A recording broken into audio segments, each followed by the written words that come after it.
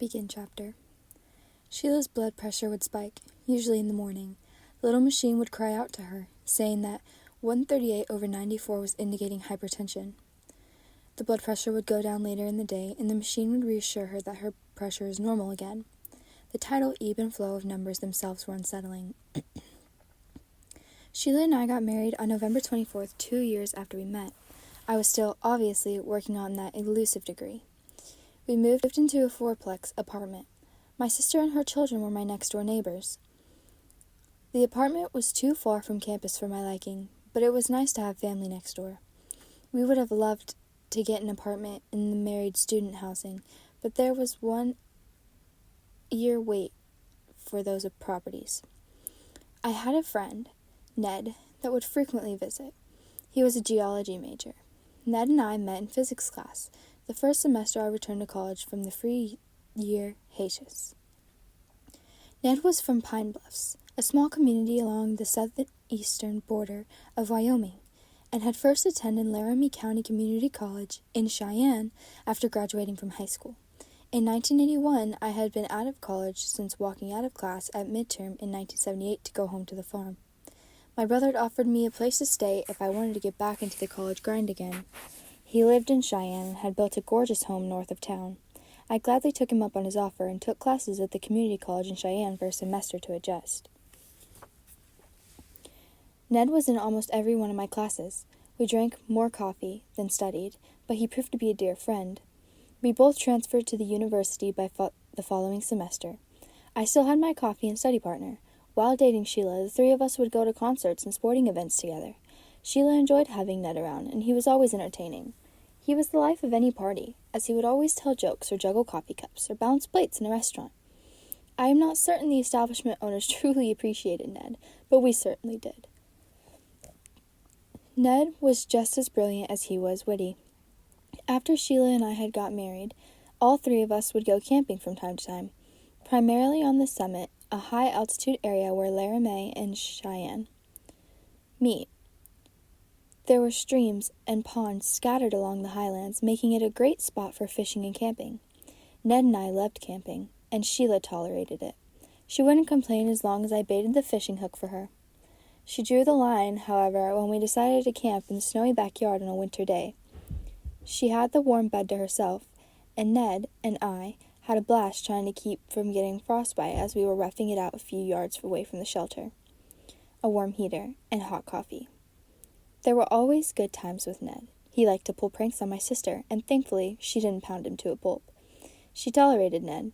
She might even have liked Ned in small doses. The apartment became a bit too expensive for the long run, so Sheila and I only stayed through the spring semester.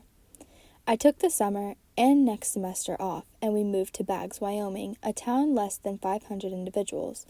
The trucking company was subcontracted to help with the road building project, and might I add, out in the middle of nowhere. Sheila and I lived in a tiny trailer house that apparently had been built some time since the reconstruction, but not long after. The town of Baggs was a pleasant place, but it was so small that we had to go to Colorado for church services. Don't let the ugly name for the town fool you. It was an adorable little western town, close to the mountains, forests, and hunting. The road from Baggs to Laramie dipped into Colorado a bit, and the scenery was breathtaking. Sadly, this road was closed during much of the winter months, which required some trips north towards Interstate 80 and then east. This northern route was not nearly as breathtaking, as in fact it was rather dull. If given the choice, I would rather take the longer scenic route through trees, framing a mountain climb, than speed down an interstate highway any day of the week. The work paid well, and the owners of the trucking company were just as dedicated as ever to keep the full-time crew and myself busy. However, the smallness started wearing on us, and we were glad to get back to the college next semester. We still couldn't get into married student housing, so we rented a garage within walking distance from the college. Yes, the landlord had converted this garage into an apartment.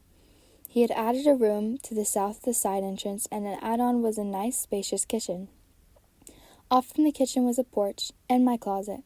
It was actually a porch combination closet designed to shed wet clothes and coats when entering from the outside. There was a room to take off boots and hang winter clothes, but it became my closet clothes as well.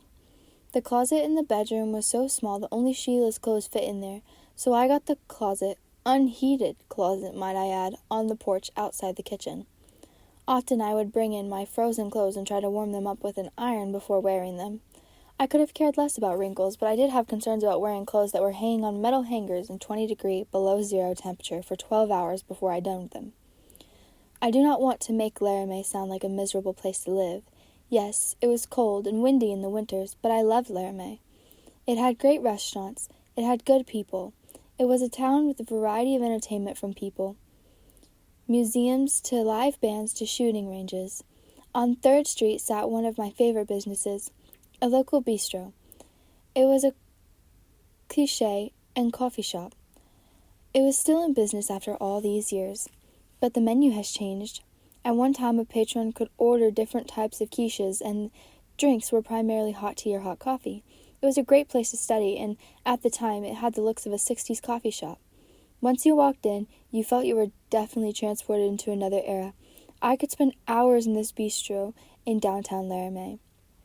Any visitors that find themselves in the intersection of 3rd Street and Grand Avenue are within 2 blocks of restaurants, coffee shops, computer stores, and antique shops, and music lessons. This little area was, and most likely still is, the lopsided center of town hub before crossing over to West Laramie. West Laramie was almost like an entity unto itself. In West Laramie there was a very interesting bar where the state governor at the time would frequent. I never set foot in the bar, but I did see the governor leaving it as I was waiting to be seated in the Mexican restaurant across the street. Yes, across the street from this bar was my favorite Mexican food place ever.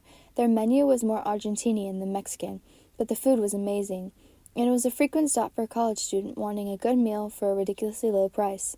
Sadly, the restaurant is no longer in business, and even more depressing is that I no longer recall its name. A mile or so further west from the bar was an amazing multi-purpose gas station. For the avid fishermen, this gas station provided a supply of rods and reels, sinkers and floaters, nightcrawlers and earthworms. Sheila had a part-time job there. She would sell fishing licenses and merchandise and pump gas. Yes, it was a full-service station. She loved it, except on those cold, blistery winter days where she was pumping gas in snow gear. This multi-purpose station was the gateway to mountains and lakes to the west. It was one of the few tourist businesses that stayed active in all seasons. I recall spending a good amount of time west of town at the small lakes fishing, and I regret that I didn't spend more time in the snowy range. These mountains offered skiing, hiking, camping, and hunting. To get to the snowy range from Laramie, we would travel through the town of Centennial. In a sense, it was a nice small whistle-top for the mountains, but I always thought of it as a rather ugly little town. I was used to mountain gateway towns like Shell, Hyattville, and Tensleep, beautiful little towns at the base of the Bighorn Mountains in the northern part of the state. Growing up in northern Wyoming had me spoiled when it came to God's magnificent artistry. In Hyattville, for example, were cliffs and streams and wild berries, colored dirt and alfalfa fields. Centennial just didn't come close when it came to aesthetics. Centennial, by contrast, was wind and rock, a few restaurants, and houses scattered helter-skelter along the hillsides. Once one travels beyond Centennial, then the mountains are magnificent. Years later, Sheila and I would take our children to Snowy Range in the summertime after school let out. We would travel to Wyoming to visit loved ones and stop at Snowy Range so the girls could play in the snow. There were years where the kids would build snowmen, sled, and have snowball fights on the 4th of July. Snowy Range, in my opinion, is one of the best-kept secrets of the state. Sheila and I both enjoyed living in Laramie and the variety of things it had to offer. If I had been given the opportunity, I would gladly have moved back and settled somewhere west of town. The potential for those opportunities have long passed. During our years as married college students, Sheila and I would take some of the same classes to save on books when it worked for us, but it was seldom that we had classes that we could commonly take. Providentially, since I waited until nearly the end of my degree to take humanity classes, we did enjoy having each other as classmates on occasion. We did take American Sign Language and a history class together, and often Ned and I would sit with her throughout her evening classes. Ned was progressing rapidly with his degree in geology, and once again I felt like I was spinning my wheels. Ned graduated and went on to the Air Force. It was truly nice having him around until he graduated, and we both missed him. I felt a bit more motivated to finish when Ned moved out of Laramie. After all, this 10-year plan was getting a bit old. I tried to take more classes and work less. I was making headway, but the bank account was going the other way. Finally, I was getting close to a degree. I recall making an appointment with a professor that I respected in the physics department, Dr. P. Theodore. I asked him for advice, and ultimately his advice caused me to change my major one last time. Dr. Theodore, I'm struggling through the electrical engineering program and have at least another year, maybe 2, but I have enough credits in physics that if I were to take one last optics class, I could graduate with a general physics degree. What do you think? His response, and what would you do for the rest of your life? Drive a taxi? I was hurt and a bit humbled. As he explained, there were no jobs for anyone with just a bachelor's degree in physics.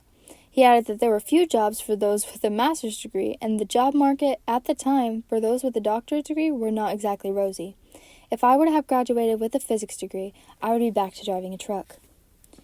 He made a lot of sense. Sadly, it didn't get me out of my predicament of trying to graduate before the entire checking account was gone. When I was a single college student, I could live easily through a semester after I had been working for a semester. I found out very quickly that a married couple with extra insurance, extra food, repairs, and tires on 2 vehicles that could never live cheaply as one. We were running out of options. Dr. Theodore gave me sound advice that I followed as I found a way to swallow my pride. He suggested going into the field of education. I did just as he had advised. The next semester, I took 22 credit hours of education classes, and finally I made the dean's list. Those 22 hours were much easier than any of my previous semesters, and they were the last of the college courses that I needed towards the elusive degree. I was almost done, but I needed to student teach. Trying to get a student teaching gig in Laramie was nearly impossible, but it would have been nice. We got a student teaching placement in Worland, Wyoming. Soon we found ourselves moving to northern Wyoming, an area close to where I grew up. Sheila worked as a receptionist at a motel, and I worked on weekends at a grocery store. I would have loved to work one last time for the trucking company, but the daily routine of student teaching made that impossible. We moved into one of the smallest houses in Worland. It was a log house, had a small bedroom, a smaller kitchen, and an incredibly small living room. It did have a beautiful fenced yard and a big garden spot in the back. What it lacked in size, it made up for in charm. Additionally, it was just a few blocks away from the high school and from work. We weren't on any of the busy streets, so the neighborhood was quiet. Sheila and I would walk down the street around the corner to a little strip mall that housed a bowling alley. In the parking lot was a shaved ice truck that would hear on days when the weather was nice. The cups of shaved ice were worth the walk. We both really enjoyed the time spent in Worland, and we really missed the shaved ice truck. After a semester of student teaching and graduating, I finally had a degree. This was in the winter of 1986. A little slow for someone who started college 8 years before, but it was better than no degree after a long, grueling marathon of years. To sum it up, 8 years, 194.5 credits later, I was a college student and a college graduate. I had no intention of walking the stage. I took no graduating pictures, and I sent 0 announcements. It had been too much of a task and too little of an accomplishment in my mind to celebrate. I was simply finished. That was a lifetime ago, or so it seemed.